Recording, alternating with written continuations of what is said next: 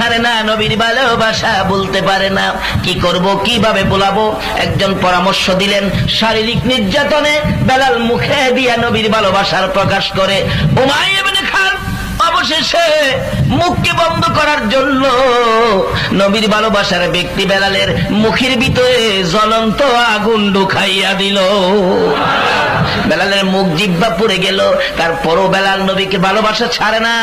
Umayya ইবনে খালদ বেলালকে একটা রুমের ভিতরে বন্দী করে রাখলেন। বেলাল নবীর ভালোবাসায় গুনগুন করে দিনরাত কান্দে।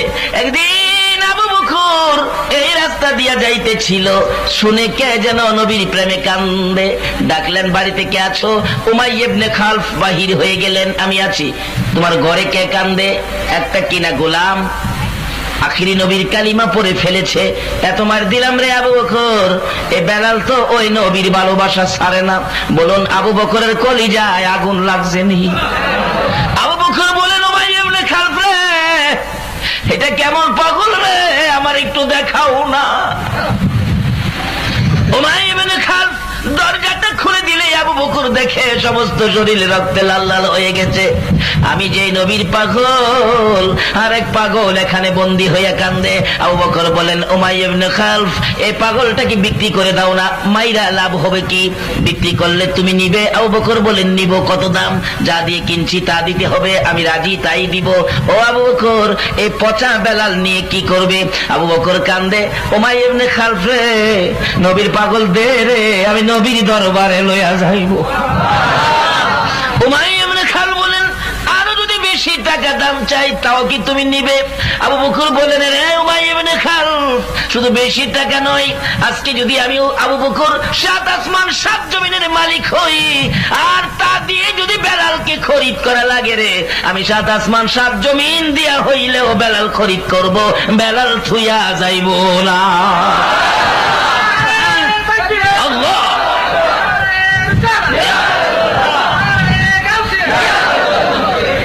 হলো ভালোবাসা, এই হলো ভালোবাসার নিদর্শন। জীবন যায়, নবীর ভালোবাসা ছাড়ে না। আমরা একটু স্বার্থের জন্য নবীর কথা বুইলা যায়। আমার নবীর আশিক পাগল আবু বকর বেলালকে খরিদ করে রুমের ভিতরে যাইয়া ডাকতেছেন, বেলাল রে, আয় রে, আর মারি খাইতে হবে না। বেলাল বলেন, আবু বকর ভাই, আমি তো উঠতে পারি না, আমার সমস্ত শরীর গা হয়ে গেছে। আবু বকর বলেন, তাই না দাঁড় করাই জি। ওমর বেলাল আবু বকরকে পিঠের মধ্যে, গাদের মধ্যে একটা হাত এইভাবে দিয়ে হাঁটতে পারে না। আবু বকর বলেন, হাত যখন আমার উপর ফেলে দিল, রক্তের চাপে আমার জামা লাল হয়ে গেল। যাইতে যাইতে যাইতে যাইতে বেলালকে নিয়ে আমার নবীর পাশাপাশি চলে গেলেন আবু বকর। আমার নবী কাছাকাছি যখন যায়, বেলাল আমার নবীর সুন্দর চেহারা দেখে একটা চিৎকার মারছে রে, দয়ার নবী, মায়ার নবী গো, আপনি নবী আমার জীবনের জীবন। বলুন, দয়ার নবী, আপনি আমার জীবনের যেজন আপনার আশিক হয়, মরণে তার নাহি বয়, সে তো বই করে না কাল সমন। দয়াল নবী, মায়ার নবী গো, আপনি আমার জীবনের জীবন। বেলাল এইভাবে যখন আমার নবীর সামনে দাঁড়াইয়া গুনগুন করে নবীর প্রেমের গান গায়, আমার নবী বলেন, আবু বকর রে, আয় রে, আমার বেলালকে আমার পাশে নিয়ে আয়। নবীজির সামনে দাঁড়াইলে বিবরণ যখন খুলে বললেন লম্বা হয়ে যাবে, আমার নবী একটু থুতু মুবারক 2 হাতের মধ্যে লইয়া যখন বেলালের গায়ে লাগাইল, বেলাল আগের চাইতে সুস্থ হইয়া যায়। এই ছিল ভালোবাসা, আর এই ছিল ভালোবাসার পুরস্কার। আমরা এখন মুখে মুখে ভালোবাসি, কাজের বেলা নবীর ভালোবাসার অর্থ বিবিকে পর্দায় রাখা না বেপর্দা করা। আচ্ছা, পর্দা আর বেপর্দা লাভ কি একরকম হবে? যে মহিলারা পর্দায় ছিলে, কত নির্দেশ, স্বামী স্ত্রী মহব্বতের ব্যাপারে কত নির্দেশ। আল্লাহু আকবার। স্বামী হযরত আলী রাদিয়াল্লাহু তাআলা মুতার যুদ্ধে যাবে, তবুকের যুদ্ধে যাবে, মুতার যুদ্ধে নয়, তবুকের যুদ্ধে যাবে হযরত আলী রাদিয়াল্লাহু তাআলা। খাতুনে জান্নাত ফাতেমাতুজ জাহরা একদিন বলে ফেললেন সামনে দাঁড়ায়া, স্বামী তবুকের যুদ্ধে যাবেন? হ্যাঁ। শোনেন, আমার জন্য একটা নতুন কাপড় আইনেন। আচ্ছা, স্বামীর কাছে স্ত্রী কাপড় চাইতে পারে কিনা? অধিকার আছে না? আমার জন্য নতুন একটা কাপড় আনবেন। খাতুনে জান্নাত ফাতেমাতুজ জাহরা, নবীর মেয়ে হাসান হুসাইনের মা বলতেছেন, স্বামী আমার জন্য নতুন একটা কাপড় নিয়ে এসেন। আবার বুঝাইয়া বলতেছেন, স্বামী গো, যেদিন আমার বিবাহ আপনার সাথে হয় এই দিনও আপনি নতুন কাপড় দেন নাই। আচ্ছা, বিবাহের দিন একটা নতুন কাপড়ের সিস্টেম আছে কিনা? একবারে একটা কাপড় নতুন হইলে নিতে হয়। আর স্বামীর বাড়ির কাপড় পরেই মহিলারা এজিন দেয়, তার কবুল দেয়। কিন্তু ফাতেমা বলেন, বিবাহের দিন আমাকে নতুন কাপড় দেন নাই। আমার মা খাদিজাতুল কুবরা রাদিয়াল্লাহু তাআলা আনহার মৃত্যুর পরে মায়ের কাপড় ছিল ঘরে, মৃত মায়ের কাপড় পরে আমি ফাতেমার বিবাহ হয়েছে। স্বামী গো, মৃত মায়ের কাপড় পরে আমার বিবাহ হয়েছে। দুইটা সন্তানের মা হলাম, হাসাইন আর হুসাইন। একটা নতুন কাপড় দেন নাই, আমাকে একটা নতুন কাপড় দিতে হবে। যুদ্ধের থেকে আসার সময় নতুন কাপড় নিয়ে আসবেন। বলুন, এইভাবে স্বামীর কাছে চাওয়া স্ত্রীর অধিকার আছে কিনা?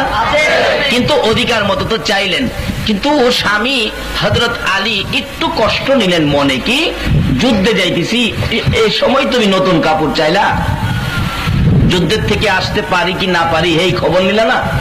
মনটা একটু বাড়ি হয়ে গেল, কষ্ট হয়ে গেল, চলে গেছে যুদ্ধে।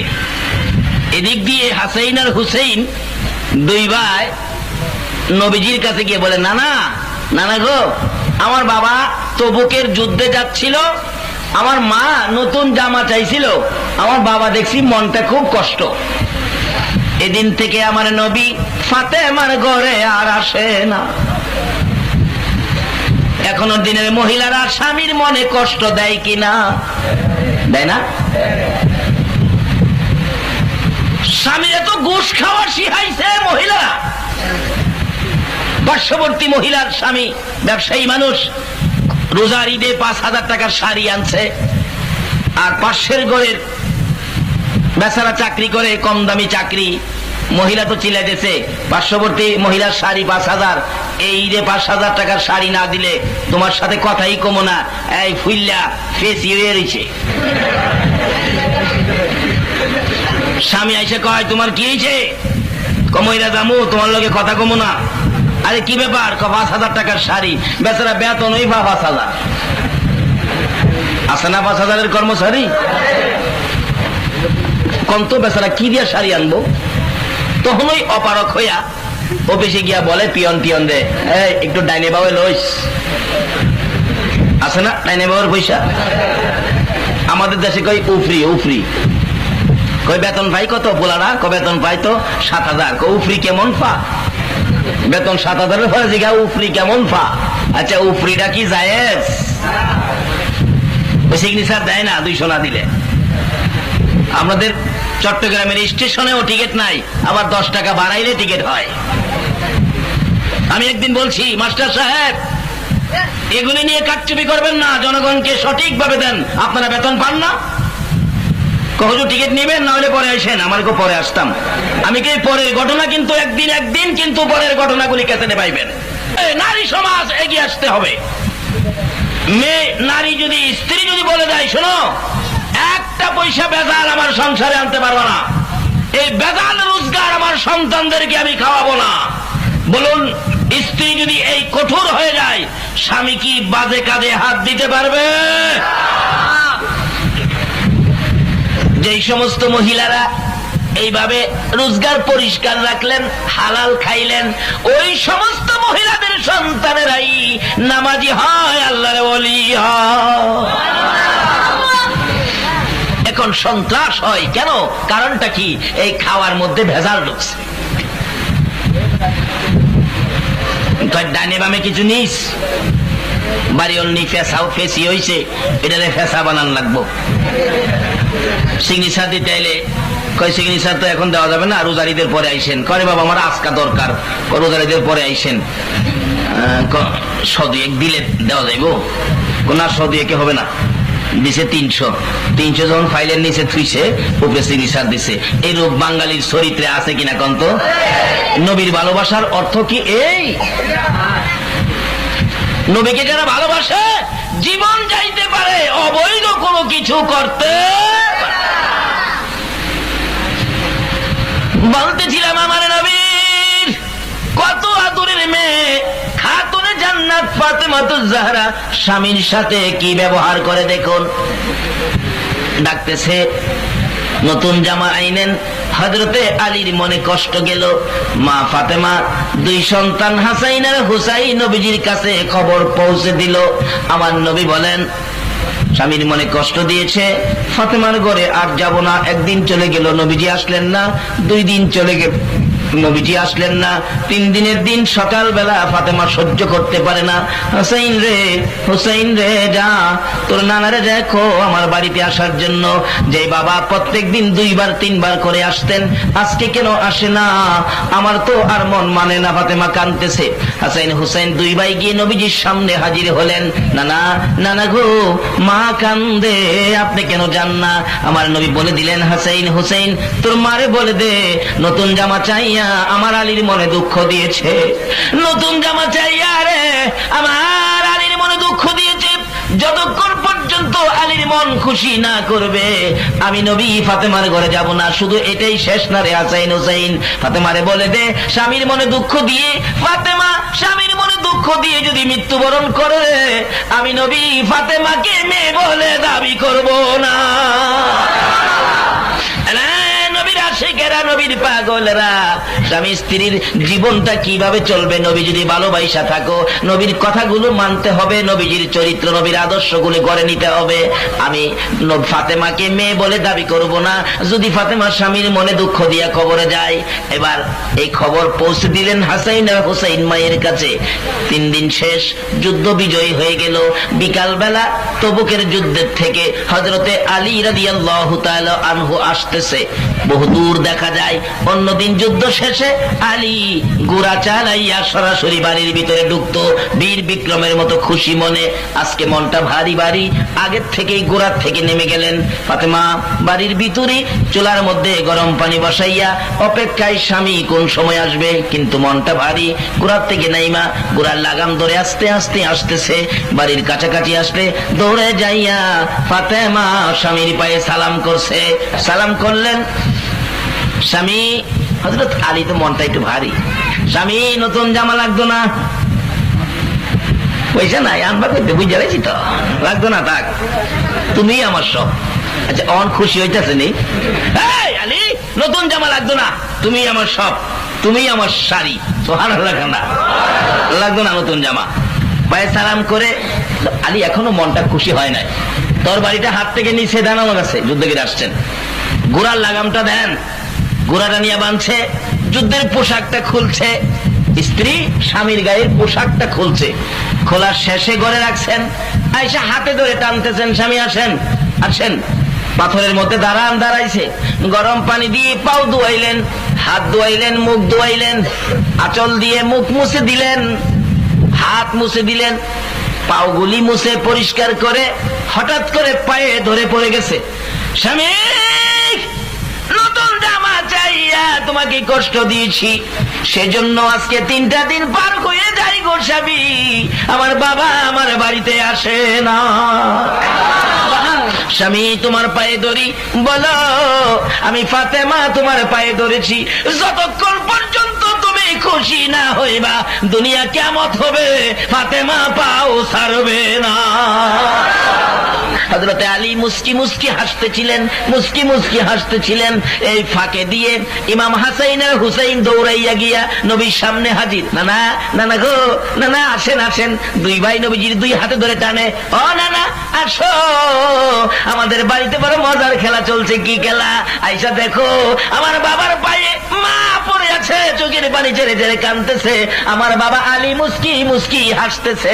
আসো নানা দেখা যাও না। আমার নবী বলেন এইবার যাওয়া যাবে। একটা দৌড় দিয়ে বাড়িতে ঢুকলেন। ফাতেমা খুশি, আলী খুশি।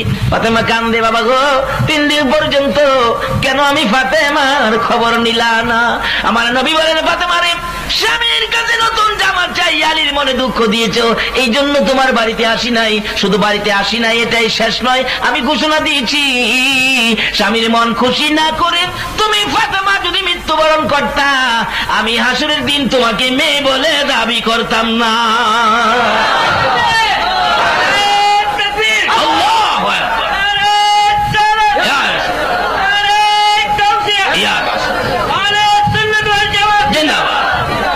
শুধু মাফ করে দিবে এটাই শেষ নয়, যেই ঘরে স্বামী স্ত্রী নবীর কথা মানে এই ঘরে একটা আল্লাহর ওলি জন্ম হবে। আল্লাহু আকবার বলুন। ওই ঘরের মা বাবার দোয়া যদি কোনো সন্তানে নিতে পারো, ডাইরেক্ট আল্লাহর ওলি হইয়া যাইবা। কারণ নবীর ভালোবাসায় ওলি হওয়া যায়। আল্লাহু আকবার বলুন। নবীর ভালোবাসায় কি হওয়া যায়? নবীর ভালোবাসায় ওলি হওয়া যায়, নবীর ভালোবাসায় জান্নাত পাওয়া যায়, নবীর ভালোবাসায় মাওলার দিদার নসিব হয়। জোরে জোরে কন্যা সুবহানাল্লাহ। কিভাবে ওলি হয়? হযরত বাইজিদ বুস্তামি রাহমাতুল্লাহ আলাইহির জীবনী খুললে পাবেন।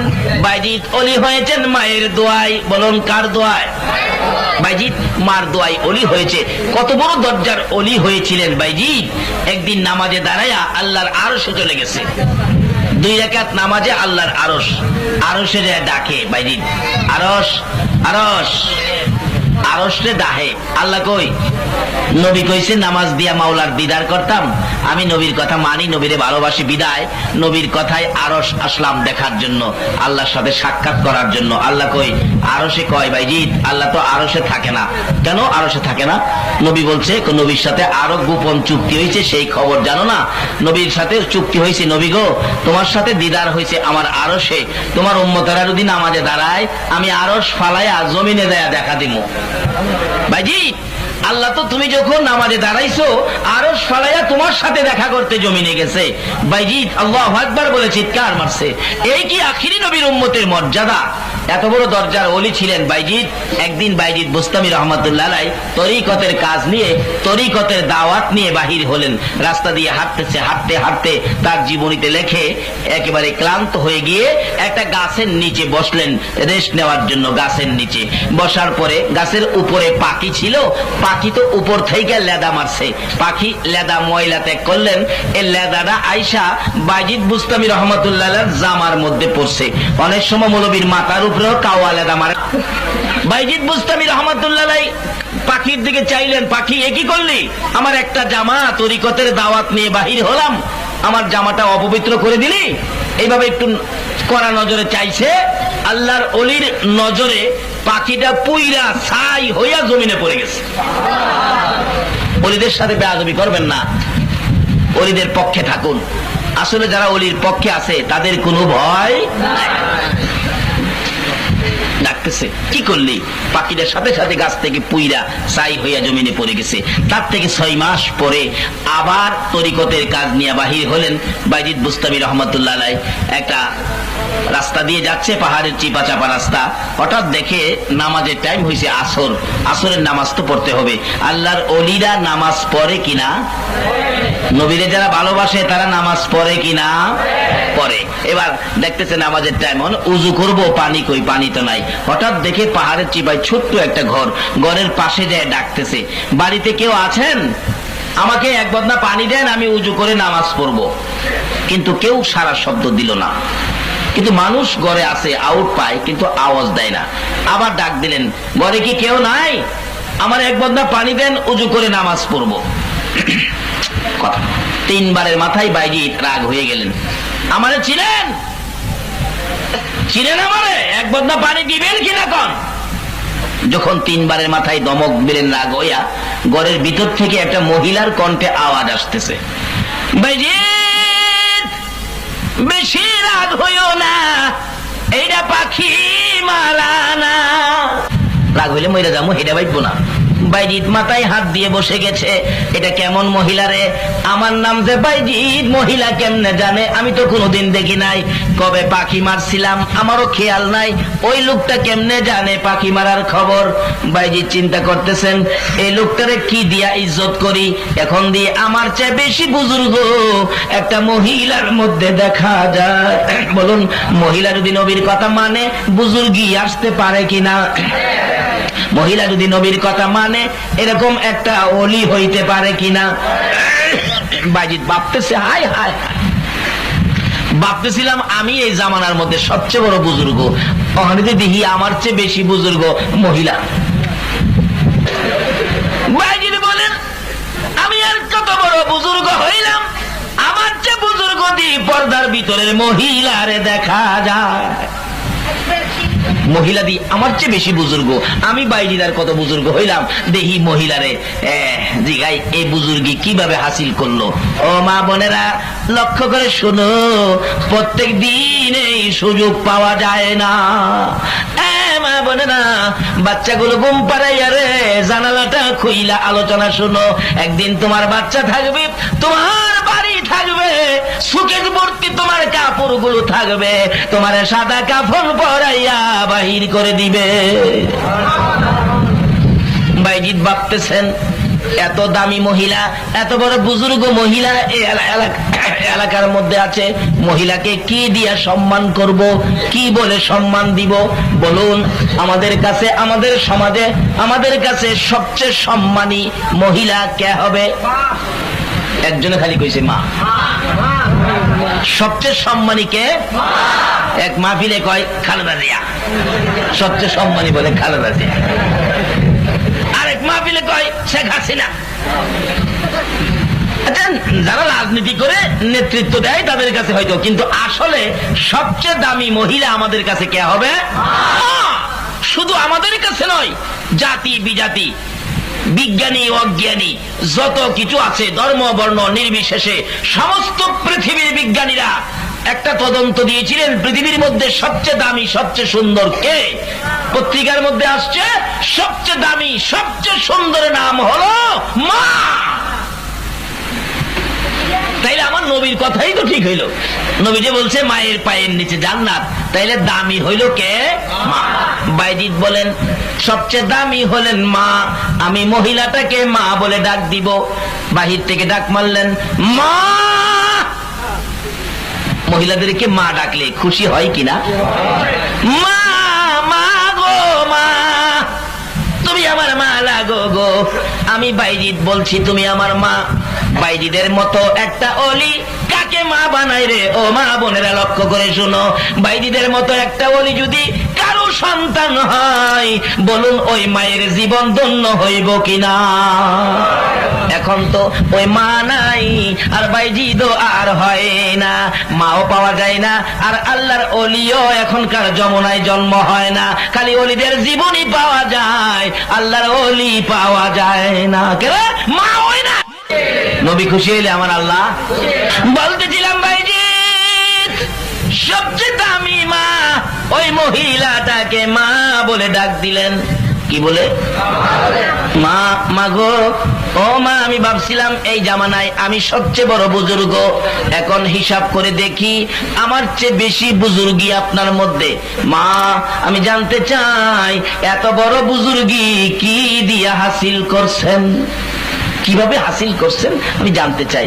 ও তক্কার ফুল এলাকার মহিলারা শোনো, ওই মহিলা ঘরের ভিতর থেকে জবাব দেন, বাইজিৎ, বাইজিৎ রে, আমি জীবনে কোনোদিন স্বামীর মনে দুঃখ দেই না। কার মনে দুঃখ দেয় না? অনেক মহিলারা দেয়নি। যদি সন্ধ্যার দিকে গুড়া মাছ কোন রিক্সার ড্রাইভার আনে, দেখবেন মাছের পুটলা ডিল মারে, এই সময় এই মাছ আমি কাটতাম না। বলুন স্বামী কষ্ট পাইছে কিনা? আমার রাসূল বলেন, এরকম একটা আচার আচরণ দিয়ে কোন নামাজি মহিলা যদি তার স্বামীর মনে দুঃখ দেয়, একটা দুঃখে তোমার 70 বছরের ইবাদত নষ্ট হইয়া যায়। তাই বাইজিদ মা বলে ডাক দিয়ে জানতে চাইলেন কিভাবে এ বুজুর্গি হাসিল করলেন। বাইজিদ বলেন, মা মাগো জানতে চাই এ বুজুর্গি কিভাবে হাসিল করছেন। এবার ডাকতেছে মহিলাটা, বাইজিদ রে, আমি জীবনে কোনোদিন স্বামীর মনে দুঃখ দেই না, নিজে কষ্ট করি রে বাইজিদ, আমি আমার স্বামীর মনে দুঃখ দেই না। ও বাইজিদ শোনো, 2 নম্বরে আমার স্বামীকে আগে খাওয়াই, তারপরে পরে খাই। 3 নাম্বার আমার স্বামীকে গোসল করাইয়া কোলে করে বাহিরে নেই, কোলে করে ঘরের ভিতরে ঢুকাই। ও বাইজিদ আমার স্বামী অসুস্থ, তা করলাম। বাইজিদ শোনো, আমার স্বামীরে ঘুম না পারাইয়া আমি মহিলা জীবনে কোনোদিন ঘুমাই না। কিন্তু বাইজিদের মতো ওলি যাকে মা বানাইছে এই মহিলা কি বলতেছে, স্বামীরে ঘুম না পারাইয়া আমি আগে ঘুমাই। স্বামী কষ্ট করে আসলে শুইলেন বিছানায়, মাথায় হাত বোলায়, পাউটা টিপে দেয়, স্বামী ঘুমাইলে তখন ঘুমায়। ওখানে স্বামীর পাও টিপবো দূরের কথা, স্ত্রীর পাও টিপবই তো কুল পায় না। আর টিপতই না কেরে, কি কন না টিপা করবেন কি? বিয়া করার সময় 1 লাখ আনেন নাই, পাও টিপতেন না, কি করবেন?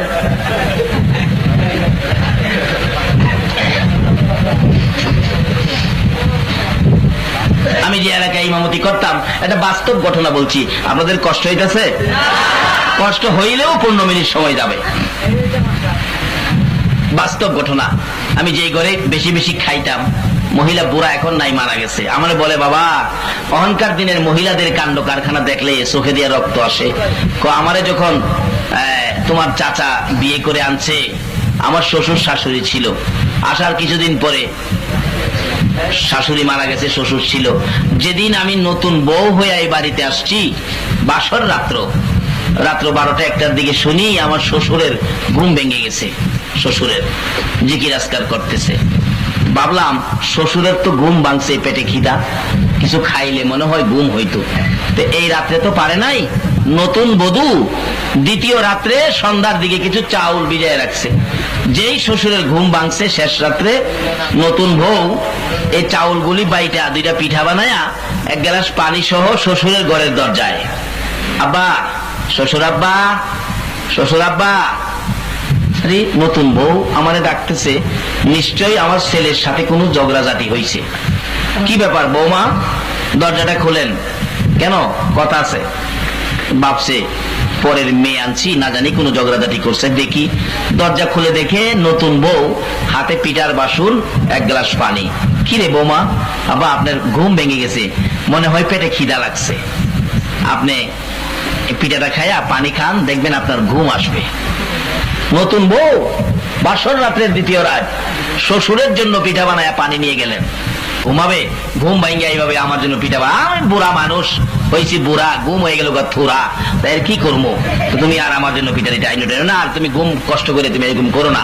এখন ছেলের বউ পুত্র বধূ বলতেছেন, শ্বশুর আব্বা শোনেন, আজকের থেকে তো আমাদের দাম্পত্য জীবন শুরু হলো। আব্বা শোনেন, যদি আমার একটা ছেলে হইতো, আর ছেলে যদি এই রাত্রে পায়খানা করে দিত, তাহলে কি আমি পায়খানা পরিষ্কারের জন্য ঘুম থেকে উঠতাম না? শ্বশুর বলেন, হ উঠতা তো। তাইলে মনে করেন যে আপনি আমার ছেলে। যে ছেলের বউ শ্বশুরকে ছেলে বানায়া রাত্রে 2টাই খেদমত করতে যায়, বলুন এই বউ শ্বশুর শাশুড়ির দোয়া পাবে কিনা? আপনি আমার ছেলে, আমি আপনার জন্য দুধ বানায় নিয়ে আসছি, খান, অন্য কোনো মাইন্ড করবেন না। তার কারণ কি? এই বউ এইভাবে শ্বশুর শাশুড়ির খেদমত করার কারণটা কি? বিয়ের সময় যৌতুক হিসাবে 10টা পায়ও শ্বশুর বাড়ির থেকে আনে নাই। আর অহন তো বিয়ার আলাপ দিলেই, আমার নবী শিক্ষা দিয়েছে যৌতুক নিও না, আর আপনি যৌতুক নিলেন তাহলে নবীর ভালোবাসা আর রইল না। নবীর মেয়ে খাতুনে জান্নাত ফাতেমাতুজ জাহরার জীবনীতে আরো পাবেন স্বামীর জন্য কত যে মায়া ছিল। আমার নবীর মেয়ে খাতুনে জান্নাত 3 দিন পর্যন্ত চুলায় আগুন জ্বলে না। কয়দিন? চুলায় আগুন জ্বলে না। হাসাইন আর হুসাইন পেটের খিদায় গলা কাটা মুরগির মতো ছটফট করতেছে। এমন সময় বারবার বিরক্ত করে মায়ের কাছে, মা খানা দিবা না, 3 দিন হয়ে গেছে। বলুন সন্তানাদি বিরক্তটা বাবারে বেশি করে না মারে বেশি করে? কেন? বাবা তো বাইরে করে যায়, মা তো চোখের সামনে থাকে। মা খানা দিবা না, পেটের খিদা সহ্য হয় না, সহ্য হয় না। হযরত ফাতেমা সন্তানের বিরক্ত সহ্য করতে না পাইরা বলছিলেন, সন্তানেরা রে, পেটের খিদার লেগে খালি আমারে বিরক্ত করো, তোমার বাবারে দেখো না, তোমার বাবার কাছে যাও, আমি আর পারি না। এমন সময় হযরত আলী ঘরে ঢুকতে ছিল, যখন কইছে বাবার কাছে যাও, মানে হাসাইন হুসাইন যদি বাবার কাছে খাওন চায়, খাওন না দিতে পারলে লজ্জা পাবে তো। হযরত আলী ঘর থেকে ঢুকতে ছিল, বাইরে গেছে গা, ঘরে আর ঢুকলো না। সন্ধ্যা হয়ে গেল, আলীর খোঁজ নাই। রাত্র 8টা-9টা বাজে গেছে, খবর নাই। ফাতেমা পাগল পাগল হয়ে গেছে, আমার স্বামী কই, এখনো আসতেছে না, ব্যাপারটা কি, আমার স্বামী কই। হাসাইন বলেন, আম্মা আব্বা আইতেছিল ঘর, আপনি যখন কইছেন তোমার বাপের কাছে যাও, এই সময় দেখছি আব্বা বাইরে গেছে গা। তাইলে কি হোক, হায় হায় হায়, ঘুরতেছে বুর্গা লাগাইয়া, রাইতের রাত, গভীর রাত পর্যন্ত ফাতেমা ঘুরতেছে, হাই রে আমার স্বামী কই, আমার স্বামী কই। রাসূল বলতেন, মাঝে মাঝে মসজিদের নববীর বারিন্দায় বসে থাকতেন নবী আশারের নামাজ পড়ে। হযরত আলী ও ফাতেমার ঘরে আকাশ থেকে টর্চ লাইটের ফোকাসের মতো আল্লাহর আরশ থেকে একটা ডাইরেক্ট রহমতের ফোকাস আলী ফাতেমার ঘরের উপর পড়তো। নবীজি বসে বসে দেখতেন। ওই দিন দেখে আলী ফাতেমার ঘরে রহমতের ফোকাসটা কাটা, আর খেদমত করতো না, ওই সেই সময় কষ্ট দিছে, এলেগন ঠুকুর খাইতেছে। আপনার কপালের দুঃখ তো আপনিই ডাইকে আনলেন। নবীর কথা মতো যদি জিন্দেগি করেন, বলুন আর কি কোনো দুঃখ থাকবে? খাতুনে জান্নাত ফাতেমা তো জাহরা বলেন, বাবা গো আমি এখন কি করব? ফাতেমা তোমার স্বামীকে খুঁজে আনো, আর যদি তোমার স্বামী আলী এই কথায় কষ্ট পায়া জঙ্গলায় গিয়ে থাকে, আর জঙ্গলার কোনো বাঘে যদি আমার আলীরে খেয়ে থাকে, হাসরের দিন আমি নবী তোমাকে মেয়ে বলে দাবি করব না। একটু পরে হযরত আলী আয়েশা নবীজির পাশে হাজির। ফাতেমা সঙ্গে সঙ্গে স্বামীর পায়ে পড়ে গেলেন, আল্লাহু আকবার। স্বামী বাবার কাছে যাও, বলে দুঃখ দিয়েছি তোমাকে, আজকে আমার বাবা হাসুর দিন আমার মেয়ে বলে দাবি করবে না, তুমি যদি খুশি না হও পায়ে ধরি খুশি হও। ফাতেমা এইভাবে ডাকতে থাকলে হযরতে আলী বলেন, এ ফাতেমা আমার তো মনে কোনো দুঃখ নাই রে, আমি তো লজ্জা পাবো সন্তানের কাছে, সেজন্য চলে গেলাম। এবার ফাতেমা বলেন, বাবা গো বলুন হাসরের দিন আমার মেয়ে বলে দাবি করবেন নি, আমি তো আমার স্বামী আলীকে খুশি করে ফেলেছি। রাসূল বলেন, ফাতেমা রে এইবার আমি নবী তোমারে মেয়ে বলে পার করাইবো।